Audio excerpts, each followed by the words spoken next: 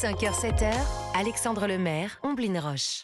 Europe 1, il est 6h42. On se penche sur l'attractivité économique de la France. Ce matin sur Europe 1, attirer les investisseurs étrangers fait partie des objectifs prioritaires d'Emmanuel Macron. Le président a officialisé la semaine dernière l'investissement très important du reste du géant danois de l'industrie pharmaceutique à Chartres.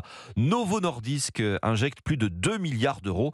Une bonne nouvelle, mais tout n'est pas aussi rose. Et pour en parler ce matin sur Europe 1, Alexandre Lemaire, vous recevez Laurent Saint-Martin, directeur général de Business France. Bonjour Laurent Saint-Martin. Bonjour à vous. Alors on rappelle en deux mots le rôle de Business France, l'agence nationale qui accompagne déjà d'une part les entreprises françaises dans leur développement à l'étranger et les entreprises étrangères pour leurs investissements en France. Dernière bonne nouvelle en date, donc, elle nous vient du nord de l'Europe. Le géant danois du secteur pharmaceutique, effectivement, Novo Nordisk, investit plus de 2 milliards sur son site de Chartres, où s'est donc rendu Emmanuel Macron.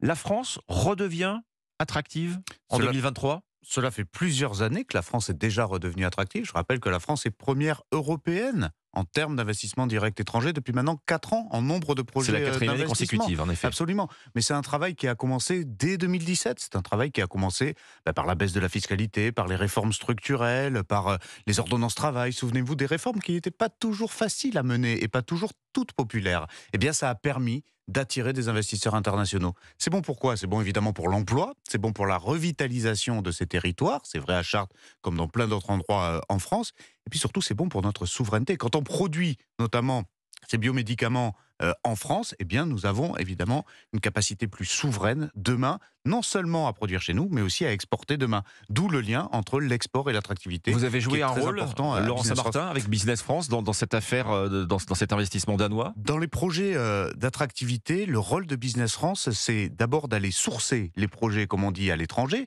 Donc là, en l'espèce, au Danemark. Donc vous prospectez ? Exactement, nous prospectons. Et puis nous les accompagnons avec les régions en France, parce qu'il y a un aspect territorial très important à la réussite de l'implantation de ces projets. Donc avec les conseils régionaux, les agences régionales d'attractivité, de développement économique, eh bien nous travaillons main dans la main pour trouver le bon site d'abord, même si là Novo Nordisk était déjà installé, c'est une extension, mais nous cherchons les sites, nous cherchons des financements associés et nous cherchons surtout à les insérer dans un bon bassin industriel et d'emploi. Justement, les investissements, même lourds, l'expérience montre qu'ils ne se transforment pas toujours en embauche. Là, on a 2 milliards d'investissements, mais pour combien d'emplois ? Est-ce qu'on le sait ? Alors, cette extension-là devrait représenter à peu près 500 emplois supplémentaires par rapport aux 1500 existants déjà sur le site 500 de Chartres. emplois pour 2 milliards d'euros d'investissement. Absolument. Vous savez, le nombre d'emplois est variable en fonction du secteur d'activité. Prenez l'exemple de Prologium. Vous vous souvenez, ce grand projet de Gigafactory de l'entreprise taïwanaise à Dunkerque sur les batteries solides pour les véhicules électriques. 3000 emplois à la on clé. pourrait se dire ce sont des milliers d'emplois à la clé, 2 milliards d'euros quand même, 500 emplois. Oui, mais encore une fois, qui viennent consolider et augmenter l'emploi existant.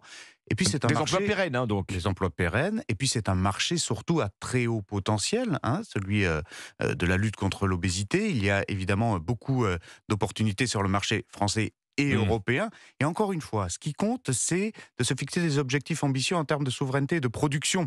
Nous nous sommes fixés l'objectif de la production de 20 biomédicaments dans le plan France 2030 en France. Nous en sommes aujourd'hui à 5, il y en a 25 en essai clinique. Nous avons espoir de pouvoir rapatrier ou construire de nouvelles usines pour pouvoir produire ces biomédicaments. Voyons la capacité de la France à attirer les entreprises étrangères. Alors je prends ces chiffres de l'INSEE sur les investissements directs étrangers, c'est-à-dire les capitaux étrangers investis en France. Ils étaient de 40 milliards d'euros en 2015. Alors on met de côté la grosse baisse de régime logique des années Covid, mais en 2022, l'année dernière, ils baissent à 34 milliards d'euros ces investissements. C'est pas un signe d'attractivité croissant de la France. Alors, ça, attention, Laurent Saint-Martin. D'un point de vue statistique, on mélange un peu les choux et les carottes quand on le regarde ainsi. Ce qui compte pour la France, c'est d'être en capacité à reproduire industriellement des usines sur notre territoire. Et ça change drastiquement. Ça change drastiquement.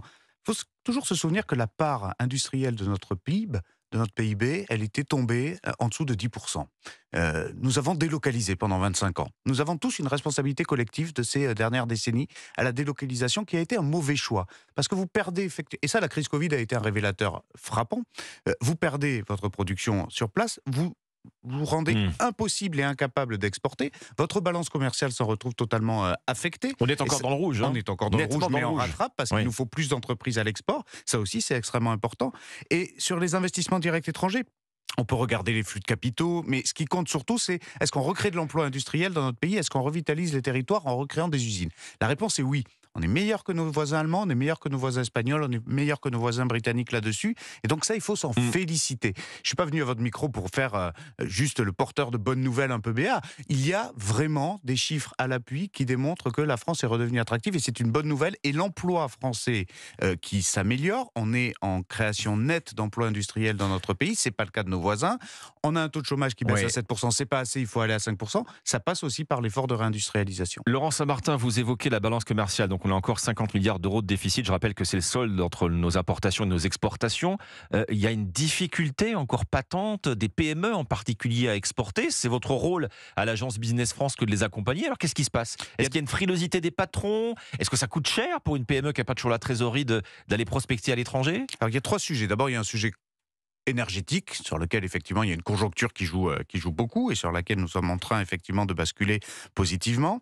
Il y a la réindustrialisation qui va être la clé de cette bataille pour la balance commerciale. Novo Nordisk, 90 à 95% de sa production sur les marchés étrangers. Donc si vous faites venir des investissements internationaux, vous exportez, c'est directement lié. Et puis effectivement, vous avez raison, culturellement, en France, il y a un réveil, il y a un sursaut à avoir. Les PME n'exportent pas assez dans notre pays, or elles en ont la capacité. Si elles ne le pouvaient pas, après tout, eh bien, il faudrait attendre qu'elles grandissent pour le faire. Il se trouve qu'elles en ont pour la plupart d'entre elles la capacité. Nous, ce que l'on va faire avec le plan Oser l'export Et la légitimité. avec des bons produits qui sont réputés dans le monde pour le savoir-faire français, que ça se vend bien, il faut que les PME puissent s'associer effectivement à cette grande stratégie-là. C'est la nouvelle grande cause économique française, l'export. Et là, Business France est à leur côté. Nous, ce qu'on va faire avec le plan Oser l'export porté par Olivier Bèche, le ministre délégué au commerce extérieur, c'est faire du porte-à-porte. Aller voir ces patrons de PME et leur dire l'export, c'est pour vous. Merci Laurent Saint-Martin. On termine sur cette bonne nouvelle, effectivement, et vous l'avez rappelé, la France, première destination d'Europe pour les investissements étrangers pour la 4e année consécutive. Merci Laurent Saint-Martin, directeur général de Business France.